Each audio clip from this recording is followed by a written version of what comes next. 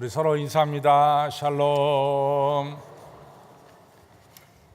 샬롬 두 번 해야 되는데 한 번 더 하겠습니다. 샬롬, 샬롬.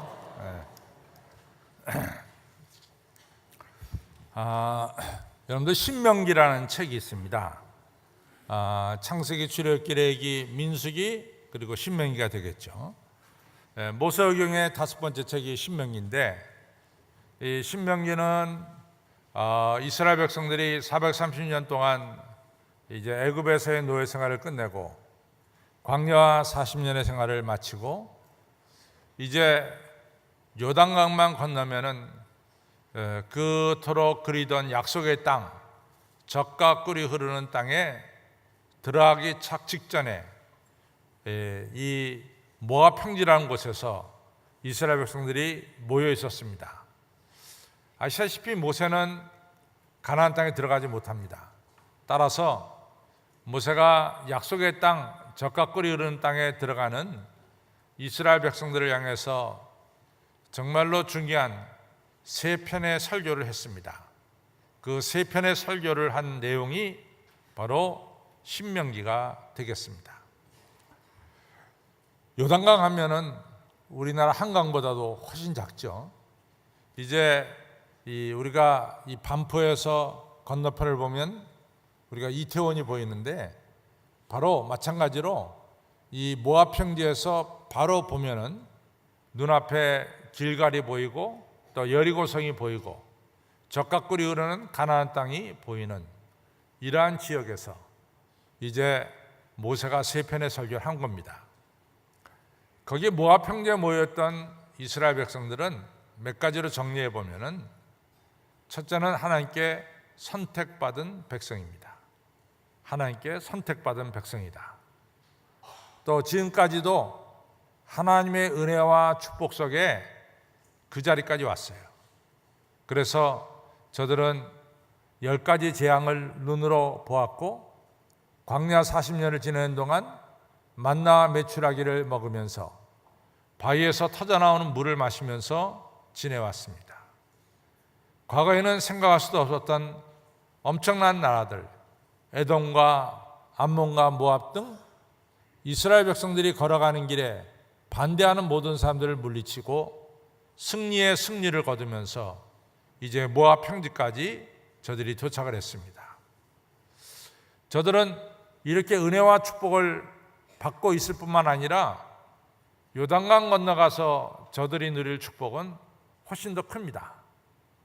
이제 480년 동안 한 번도 자기 땅을 가져보지 못했는데 자기 땅을 가지게 될 것이고, 또 자기 포도원과 감람원을 가지게 될 것이고, 더 이상 떠돌이 생활이 아니라 이제 한 곳에 정착해서 살아가는 이러한 삶이 저들 앞에 펼쳐질 것입니다.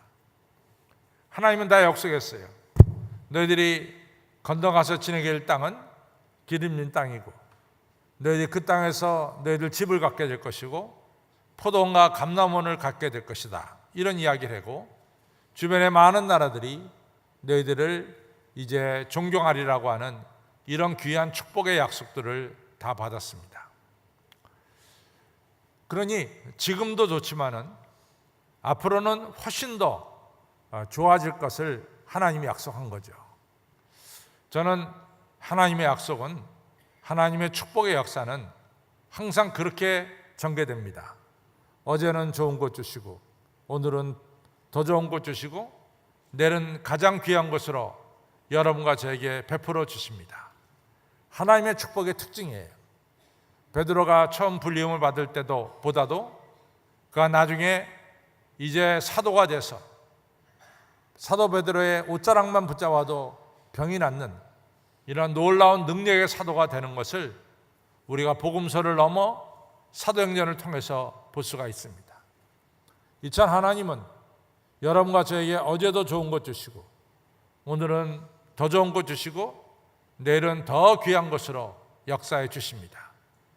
우리가 요한복음 2장에 보면 가나의 혼인잔치가 나오는데, 가나의 혼인잔치를 보면 처음엔 보통 포도주가 나오다가 시간이 흐를수록 더 값진 포도주, 최상급 포도주가 나오는 것을 볼 수 있습니다. 이것이 하나님 베푼 기적의 역사입니다. 이스라엘 백성들에게 장차 더 존귀하게 되고 더 하늘의 은혜 가운데 지내게 되는 축복이 약속되어 있습니다.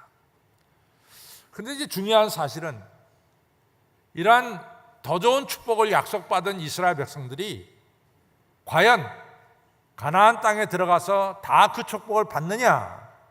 이것이 첫 번째 질문입니다. 신명기 28장에 보면은 그 사실을 얘기하고 있어요.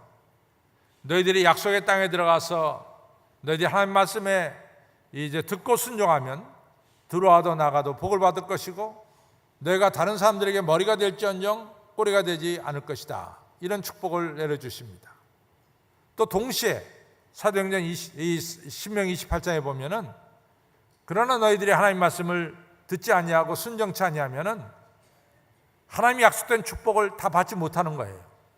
들어가도 나가도 너희들은 저주를 받을 것이다. 이런 말씀을 하셨어요. 우리가 아는 대로 실제로 아간이라고 하는 자는 요단강 건너서 가나안 땅에 들어갔습니다. 난공불락의 성 여리고성이 무너지고 이스라엘 백성들이 여리고성을 차지하게 됐습니다. 이제 조금만 지나면은 이 가나안 땅에 살고 있던 7 족속들은 다 나갈 것이고 드디어 이스라엘 백성들이 자기 땅과 자기 집과 자기 과수원을 갖게 되는 그날이 멀지 않은 때였습니다. 근데 아간이라는 자가 여리고성을 무너뜨리고 나서 펼쳐져 있는 금덩이와 은덩이에 마음이 쏠렸어요. 은덩이를 훔치고 금덩이를 훔치고 시날산 외투를 훔쳤습니다. 그 일로 말미암아 이 아간은 틀림없이 이 장차 펼쳐질 축복을 눈앞에 보고 그 축복을 받지 못한 채로 아시는 대로 돌에 맞아 죽는 이 비참한 결과가 주어졌습니다. 그러니까 하나님의 축복의 약속을 받은 자가 다 축복을 받느냐? 그렇지 못하다는 것을 성경은 말씀하고 있죠. 마태복음 25장에서도 마찬가지입니다. 마태복음 25장에서도 우리 예수님께서 10명의 처녀들에게 이 등을 나누어주고 너희들을 데리고 천국 잔치에 들어갈 신랑을 기다리라고 그랬어요. 그 당시에 많은 처녀들이 있었을 거예요. 그러나 그 중에서 10명의 처녀들에게 천국 잔치에 참여할 수 있는 이 축복을 나눠주신 거죠. 그래서 등들을 다 나누어 주고 그 다음에 너희를 데리고 천국 잔치에 데리고 인도할 너희 신랑을 기다려라 이렇게 말씀했습니다. 그러니까 10명은 다른 사람들에 비해서 틀림없이 선택함을 받은 처녀들이고 또 천국 잔치에서 누릴 영광을 약속받은 이러한 여인들입니다. 그러나 아시는 대로 이 5명은 깨어서 기름을 준비하고 자기를 천국 잔치에 인도할 신랑을 기다렸어요. 그러나 나머지 5명은 틀림없이 천국 잔치에 참여할 수 있는 이런 초대장과 모든 것을 가졌어요. 그럼에도 불구하고 이 5명은 이처럼 게을러 빠졌고 또 기름도 준비하지 못했고 신랑이 찾아왔을 때는 이같이 모든 것이 준비되지 않은 상태에서 맞이할 수밖에 없었어요. 5명은 천국잔치에 참여했지만 미련한 5처녀는 천국잔치에 참여하지 못했습니다. 이 말씀도 다 똑같은 얘기예요. 10명이 다 장차 이루어질 큰 축복에 참여할 수 있는 사람들이었어요. 그러나 5명만 그 축복에 참여하게 되고 5명은 축복에 참여하지 못하게 되는 그런 결과를 가져오게 된 거죠. 오늘 성경도 마찬가지입니다.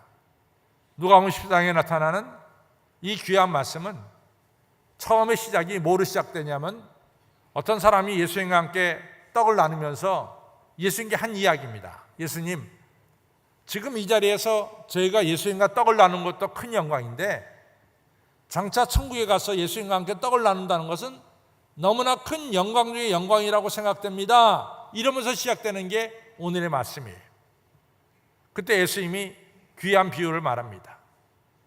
맨 처음에 초청받은 사람들은 천국잔치에 참여하지 못하고 초청받지 못했던 사람들이 천국잔치에 참여하는 이 처음과 끝이 뒤집어지는 이러한 비유를 오늘 누가복음 14장에서 예수님께서 하셨어요.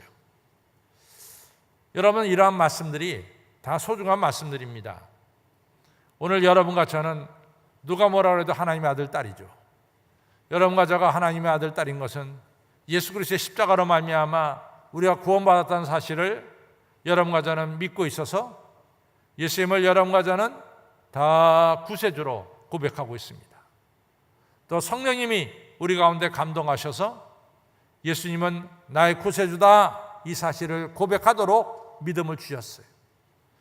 또한 이 귀한 시간에 7월 30일 이 시간에 우리가 성전에 나와서 예배드린다는 것 자체가 여러분과 저는 하나님의 아들과 딸임을 증명해주는 중요한 표식입니다. 성경은 말씀하기를 너희가 예수 그리스도를 믿느냐?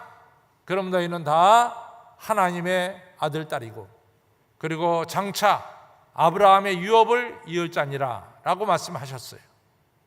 아브라함이 복의 근원이 됐듯이 여러분과 저는 하늘의 복을 받아 많은 사람들에게 복을 나눠주는 복덩이 또는 복의 근원으로 장차 살 것을 갈라디아 3장 29절은 말씀하고 있습니다. 누가 뭐라 그래도 여러분과 저는 오늘은 하나님의 은혜 가운데 살고 내일은 하나님의 더 큰 은혜 가운데 살고 모레는 하나님이 준비한 더 존귀한 은혜 가운데 살아가게 될 하나님의 사람임을 꼭 믿으시길 바랍니다. 믿습니까, 여러분?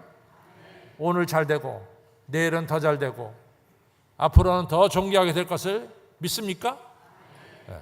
틀림없이 하나님은 이러한 방법으로 여러분과 저를 인도해 주십니다. 근데 중요한 사실은 이렇게 우리의 미래는 영광스러운 미래고 축복이 약속된 미래입니다. 그런데 이러한 영광스러운 미래를 누가 차지하느냐? 우리가 틀림없이 약속됐지만 약속됐다고 다 차지하느냐? 그렇지 않다는 걸 알았어요. 왜냐하면 미라는 다차냐는 차지하지 못했고 오늘 성경에 나타난 처음 초대받았던 사람도 차지하지 못했다는 것을 우리가 잘 알고 있습니다. 여러분과 저는 약속을 받았을 뿐만 아니라 약속을 차지하는 이러한 사람이 되어야 될 줄로 믿습니다. 어떤 사람들이 이 축복의 약속을 다 하나님께로부터 받게 되느냐? 저는 아브라함은 하나 예를 들겠어요. 하나님이 아브라함을 찾아갔습니다. 아브라함아, 너는 본토 친척 아비집을 떠나 내가 내게 지시할 땅으로 가라. 그리하면 내가 너를 큰 민족의 아버지로 삼겠고 내 이름을 창작케 하겠고 너에게 복을 주어 만민이 너를 통해서 복을 받게 하겠다. 사실은 아브라함은 75세가 되도록 자식이 없었어요. 아브라함의 이름이 우르 지방에는 조금 나아 있을지 모르지만은 그 밖의 지방에는 아브라함이 누군지 아무도 몰라요. 또 아브라함이 그 동네에서 부자로 살았는지 모르지만은 아브라함을 통해서 무사람들이 복을 받는다. 그런 상상하기 어려운 일입니다. 그런데 하나님이 약속하셨어요. 너는 지금은 자식이 없지만 모든 믿는 사람들의 아버지가 될 것이고 너는 틀림없이 네 이름을 저 대한민국 서울에 있는 사람들도 알게 될 것이고 또 너를 통해서 많은 사람들이 복을 받게 될 것이다. 미래의 엄청난 축복, 정말 상상하기 어려운 축복을 하나님이 아브라함의 약속에 주셨어요. 그러니 아브라함은 약속을 받은 자입니다. 근데 실제로 그 약속을 다 받았어요. 그 시작이 어떻게 시작되느냐? 아브라함이 하나님 말씀을 듣고 본토와 친척과 아버지집을 떠나는 말씀에 순종하는 결단을 내렸다고 하는 사실입니다. 모세도 마찬가지예요. 출애굽기 3장에 모세가 하나님께 부름받았을 때 모세가 여러 가지 이야기를 했어요.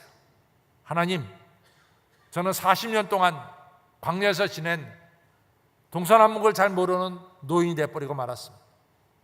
하나님도 알다시피 제 혀가 짧아서 말을 잘 못합니다. 이러면서 하나님 부르심에 대해서 조금 거부했어요. 그런데 우리가 여기서 꼭 짚고 넘어가야 될 게 있어요. 모세가 하나님의 명령에 대해서 이런저런 핑계를 대고 뒤를 뺀 것은 하나님의 명령이 너무너무 소중하다는 것을 모세가 알기 때문에 그런 겁니다.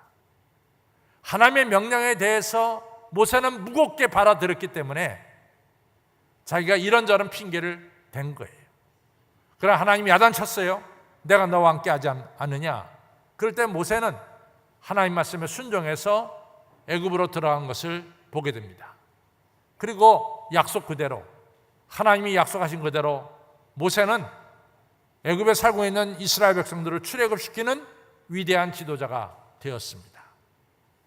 모세가 하나님이 약속한 축복을 다 받게 된 이유, 원인이 어디 있느냐? 모세는 하나님의 말씀을 무겁게 받아들였다는 거예요. 절대로 가볍게 받지 않았다는 거죠. 그것이 핵심입니다. 베드로, 난 놓고 기억자도 모르지만은 예수님 베드로에게 말했어요. 너 장차 사람을 낚는 어부가 되리라. 나를 따라오나. 베드로도 무식하지만은 예수님 말씀을 무겁게 받아들였어요. 그래서 그물과 배를 버려두고 예수님을 따랐던 거예요. 여러분, 우리가 십계명 제5계명이 뭡니까? 내 부모를 공경하라는 거예요. 이 공경하라는 말은 히브리어로 카베드. 카베드라는 말은 뭐냐? 무겁게 여겨라 이거죠. 너희들은 예수님의 말씀, 하나님 말씀을 무겁게 여겨라. 하나님의 축복의 약속을 무겁게 여겨라. 가볍게 여기지 말아라. 이런 뜻입니다. 오늘 누가복음 14장에 나타난 처음에 약속 초청받은 사람들이 왜 축복 못 받았느냐? 이유는 간단합니다. 임금이 말해요. 오늘 2017년 이 7월 30일 오전 9시 반에 내가 천국잔치를 베풀마. 그러니까 그 잔치에 와라. 큰 잔치를 베풀마 와라. 주로 귀족들, 주로 잘난 사람들, 그래도 이름이 있는 사람들에게 왕은 초청장을 보냈어요. 초청장을 받은 사람들은 아이고 가고 말고요. 제가 갑니다. 우리 왕이 초청장 하셨는데 왜 안 가겠습니까? 갑니다. 그랬습니다. 어제 7월 29일 날 다시 한번 컨펌을 했어요. 내일 9시 반에 오겠냐? 그랬더니 한결같이 못 온다는 거예요. 나는 밭을 샀으니까 밭을 돌아봐야 되기 때문에 못 오고, 나는 소 5개를 샀으니까 소 돌아봐야 되기 때문에 못 오고, 나는 장가 들었기 때문에 못 간다. 그런 거예요. 자, 그렇다면은 처음에 초청받은 이 사람들은 임금의 초청장을 무겁게 여겼느냐, 가볍게 여겼느냐 이겁니다. 무겁게 여겼느냐, 가볍게 여겼느냐 이겁니다. 무겁게 여기질 않았어요. 그냥 쉽게 여겼어요. 쉽게 여기기 때문에 쉽게 버리는 거예요. 그렇기 때문에 이 사람들은 축복의 약속을 받았지만 결국은 축복을 받지 못하는 거죠.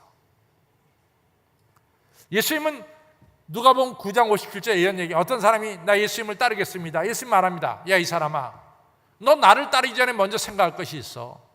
여우도 굴이 있고 공중에 서도 집이 있지만 인자는 머리 둘 곳이 없단다. 너 나를 따른다는 것에 대해서 한번 깊숙하게 좀 생각을 해봐라. 너무 가볍게 생각하지 말고 좀 깊이 생각을 해봐라. 이런 말씀이죠. 여러분과 저는 하나님 말씀을 가볍게 듣는 데서 문제가 있는 거예요. 부모의 말씀을 가볍게 듣는 자는 부모를 공경하지 않는 자입니다. 그래서 부모를 공경하라 할 때 공경이란 말은 무겁게 들어라 그 말이죠. 그것이 바로 공경한다는 말씀이다 이거죠. 우리 하나님의 말씀을 너무 쉽게 가볍게 여길 때가 많어요. 그건 아니라 이거죠. 그렇게 할 때는 우리는 축복의 약속을 받지 못합니다. 한나가 사무엘상 1장에 자식이 없어요. 그리고 부인하는 여자는 들어와서 자기를 깔봐요. 한나가 너무 슬펐어요. 성전에 올라가서 기도합니다. 하나님, 저에게 자식을 주시면은 제가 그 자식을 나시린으로 하나님께 바치겠습니다. 울면서 기도하다가 기도에 응답되었어요. 사무엘이라는 선물을 받았습니다. 한나는 사무엘을 젖대기 전까지는 자기가 데리고 있다가 젖대자마자 데리고 실로 성전에 올라갔어요. 내가 하나님의 서원한 대로 이 사무엘을 하나님께 바칩니다. 한나는 하나님과의 서원을 절대로 가볍게 여기지 않았어요. 그것을 무겁게 여기고 애가 젖대자마자 사무엘을 성전에 갔다가 하나님께 바쳤어요. 하나님은 가만 놔두지 않았습니다. 이 한나에게 삼남이녀라고 하는 기대하지 못했던 더 큰 축복을 나눠주셨죠. 사도행전 5장은 또 그 반대야. 아나니아 삽비라가 쉽게 내가 내 재산을 하나님께 바치겠습니다. 그래서 바치긴 뭘 바쳐? 반만 갖다 바쳤어요. 아나니아 삽비라가 하나님이 심판을 받게 되는 것을 우리는 사도행전 5장에서 보게 됩니다. 누가 약속된 축복을 받느냐?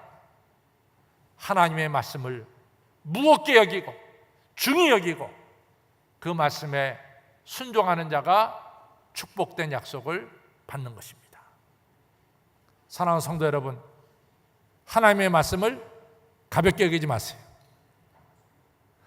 여러분들이 하나님의 말씀을 가볍게 여긴다는 것은 우리 자체가 가벼워지는 거예요. 우리의 삶의 뿌리가 신앙 아니에요. 그렇잖아요? 여러분들, 우리가 예수님 믿는 거 빼놓고 살아갈 수가 있어요? 정직하게 말해서 여러분, 살아갈 수 있다고 생각합니까?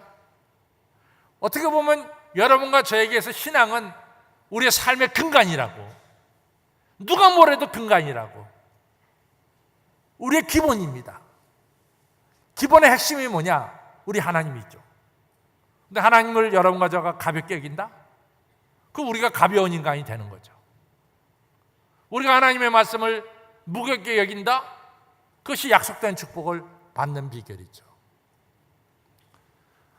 오늘 약속된 축복을 받는 사람은 본래 약속된 사람은 아니었어요. 본래 약속된 사람들은 못 간다 그래서 다 제껴졌어요. 저는 오늘 성경 말씀에 참 무서운 말씀 하나 보게 됩니다. 여러분, 오늘 본문을 보면은 저는 본문을 보면서 예수님이 그렇게까지 말씀하실 수가 있을까 하는 한 구절을 봅니다. 그것이 14장 24절 끝절이에요. 우리 끝절을 한번 보겠습니다. 시작. 내가 너에게 말하니 전에 청하였던 그 사람은 한 명도 내 잔치에 맛보지 못하리라 하였다 하십니다. 하나님 말씀을 가볍게 여긴 자는 한 명도 절대로 하나님의 잔치에 참여할 수 없다. 너무나 무서운 말씀을 내리셨어요. 그런데 실제로는 초청받지 못한 사람들이 다 잔치 자리에 참여했어요. 이 사람들은 비록 처음에 자기를 초청하지 않았다 할지라도, 그리고 나중에 자기가 초청됐다 할지라도 임금이 자기를 초청해 주신 것에 대해서 감사 여기는 거예요. 이것이 중요해요. 마태복음 20장에 이스라엘의 일하는 시간이 오전 6시부터 오후 6시인데 오전 6시에도 부르지 않았어요. 오전 9시에도 부르지 않았어요. 난 12시에도 부르지 않았어요. 오후 6시가 파장인데, 끝나는 시간인데 5시까지 서성거린 그 사람을 포도원 주인이 불렀어요. 5시에 부름받아서 포도원에 들어가는 그 사람의 마음속에는 감사와 기쁨이 넘쳤어요. 나를 그래도 불러주시는 포도원 주인에 대해서 감사함을 느꼈어요. 그래서 열심히 일했어요. 1시간 뒤에 임금을 나눠줄 때 제일 먼저 자기를 불러서 생각지 않았던 한 데나리온을 주는 것을 우리가 마태복음 20장에서 볼 수가 있습니다. 그래요. 오늘 여러분과 저가 하나님이 이 자리에 불러주신 것에 대해서 감사하는 자, 바로 그 사람이 장차 하나님이 약속한 축복을 누리게 될 축복의 사람이 된다는 것을 기억하시기 바랍니다. 감사하는 자가 돼야 돼요. 그 다음에 오라고 불렀을 때 갔어. 오라고 불렀을 때 갔다고. 순종했다 그 말이에요. 그렇기 때문에 축복을 받은 거예요. 주여 주여 하는 자마다 천국에 들어갈 것이 아니라 내 아버지의 뜻대로 순종하는 자라야 들어간다 그랬어요. 감사와 순종, 이것이 바로 이 하늘의 축복을 받는 사람들이 된 거죠. 비결이 된 거죠. 여러분과 저에게도 늘 감사와 순종이 있기를 주님의 이름으로 축원합니다. 여러분과 저 우리가 이번에 이 종교개혁 마틴 루터 500주년을 다니면서 우리가 수차례 들은 것 중에 하나가, 마틴 루터가 그가 나는 종교개혁을 해야 되겠다, 그런 생각을 꿈에도 갖지 못했어요. 마틴 루터가 비텐베르크 대학에 95개조 반박문을 써 붙일 때 이것이 이 인류의 역사를 뒤바꾸는 이 종교개혁이 될 거다, 꿈에도 생각하지 못했단 말이죠. 그 생각하지 못했어요. 마틴 루터는 자기 같은 죄인을 하나님이 사랑하셔서 정말로 죄 없고 흠 없는 예수님으로 하여금 마틴 루터 자신의 죄를 대신지고 십자가에 달려 죽게 하고 물과 피 한 모금 아낌없이 흘려주고 그 고난을 받게 해준 그 하나님의 은혜, 하나님의 사랑이 너무 강하게 마틴 루터에게 다가왔어요. 내가 오늘 구원받은 것은 내가 노력해서 된 것도 아니고 내 공로도 아니고 내가 돈을 주고 이 면죄부를 산 것도 아니고 내가 오늘 하나님의 자녀된 건 전적으로 십자가의 은혜고 하나님의 사랑임을 마틴 루터는 너무나 확실하게 깨달았어요. 그렇기 때문에 면죄부를 사서 구원받는다, 그건 잘못된 거다. 인간의 노력으로는 절대로 구원받을 수 없다. 어찌 그런 말을 교황들이 하느냐, 그건 잘못된 거 아니냐. 자기 의견을 피력한 거예요. 나는 내가 확신하건대 내가 구원받은 것은 바로 하나님의 은혜다 말이야.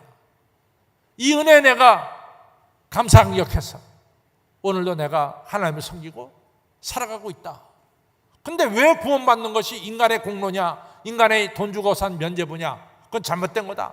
그거 단순하게 써붙인 거예요. 단순하게 하나님 은혜에 대한 이 구원에 대한 감사와 감격으로 쓴 이 글이 바로 95개조죠. 근데 그것이 전 유럽과 세계 역사를 바꾼 종교개혁의 역사로 나아간 거죠. 여러분들, 나를 불러주신 하나님의 은혜에 대해서 내가 감사하고 깨닫고 그것을 증거할 때 생각지 못했던 하나님의 놀라운 역사가 우리 앞날에 펼쳐지고 하나님의 축복이 우리에게 주어진다라고 하는 사실입니다. 저는 시편 84편을 너무 좋아합니다. 만군의 여호와여, 주의 장막이 어찌 그리 아름답고 사랑스러운지요.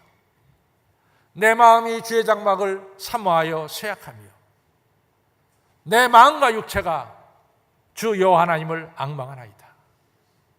내가 하나님의 장막에서 하루를 지내는 것이 세상에서 천달을 지내는 것보다 더 좋습니다. 내가 악인의 장막의 거함보다 하나님의 집에 문지기로 지내는 것이 훨씬 더 귀합니다. 시편 84편은 하나님의 장막 안에서 지내는 것을 너무 귀하게 생각하고 찬양한 시가 바로 시편 84편입니다. 사랑하는 성도 여러분, 오늘 여러분들이 이 장막에서 예배드리고 구원받은 자로서 구원의 감격 속에 찬양하고 하나님께 영광 돌리는 이 일이 너무 귀한 일임을 여러분들이 깨닫고 감사할 때 하나님께서 여러분과 저에게 장차 주시고자 하는 모든 축복을 여러분들은 틀림없이 받게 될 줄로 믿습니다. 어제는 좋은 것 주시고 오늘은 더 좋은 것 주시고 내일은 가장 귀한 것으로 우리의 미래를 축복하시는 하나님의 축복을 성도 여러분들은 확실하게 받게 될 줄로 믿습니다. 여러분 보세요. 오늘 이 축복받지 못한 사람들, 이 하나님의 축복의 자리에 오지 않은 사람들의 변명을 보세요. 그 변명이 뭡니까? 저 밭을 샀는데 밭을 돌보러 가야 되겠어요? 아니 여러분, 그 밭 한 5시간 뒤에 본다고 해서 그 밭이 문제가 됩니까? 지금 꼭 그 밭을 돌아봐야 됩니까? 그것이 변명이에요. 내 소 5개를 샀는데 지금 시험해봐. 아니 5시간 뒤에 잔치 자리 끝나고 가서 소 5개리를 시험해 봐도 그 소가 어디 하늘로 날아갑니까? 근데 지금 봐야 되겠다는 거야. 약속된 시간에 봐야 되겠다는 거지. 약속을 깨트리고. 아니, 장가 갔다는 것은 죽을 때까지 같이 사는 건데 몇 시간 뒤에 그래 부인을 만나면 안 되냐 말이지. 근데 장가 갔으니까 못 가겠다는 거죠. 한결같이 이유는 이것은 이유가 안 되는 거예요. 그런 변명을 한다는 것은 하나님의 초청을 정말 가볍게 여기는 거죠. 밭을 샀으니까 밭을 돌봐야 되겠다. 소를 샀으니까 소를 돌봐야 되겠다. 장가 갔으니까 못 갔다. 아니 나중에라도 얼마든지 할 수 있는 일이 있죠. 5시간, 6시간 뒤에. 그런데 하나님의 초청을 거절했다는 것은 그만큼 하나님의 초청을 가볍게 여겼다는 사실입니다. 여러분, 아까도 제가 얘기했듯이 우리가 하나님 섬기는 이 신앙은 우리의 삶의 뿌리입니다. 우리의 근간입니다. 이 신앙을 빼버리면 우리는 사실은 설 수가 없어요. 그만큼 우리에게 신앙이 중요해요. 이 중요한 신앙, 중요한 하나님이 우리를 자녀 삼으시는 이 축복을 여러분들 소중히 여기시고 하나님 말씀을 무겁게 여기시고 하나님 말씀에 순종하시고 구원받은 것에서 감사함격하시면서 하나님께 예배를 드리시기를 바랍니다. 예비된 축복을 다 받으시기를 주님의 이름으로 축원합니다. 하나님 아버지 감사합니다. 오늘 이같이 저희들이 주야에 나와 예배 드립니다. 아버지 하나님, 엄격하게 따져보면 신앙이 우리의 뿌리요 근간입니다. 이 신앙이 없다면 우리가 설 수가 없습니다. 이게 중요한 신앙을 때로는 저희들이 가볍게 여기는 때도 없지 않아 있었습니다.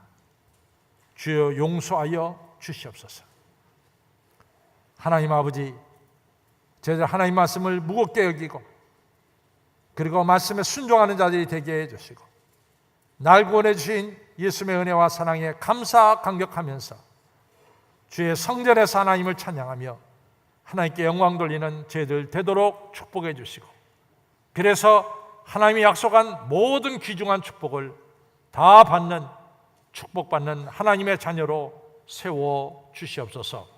예수님 이름으로 감사하며 간절히 기도를 쌓옵나이다. 아멘.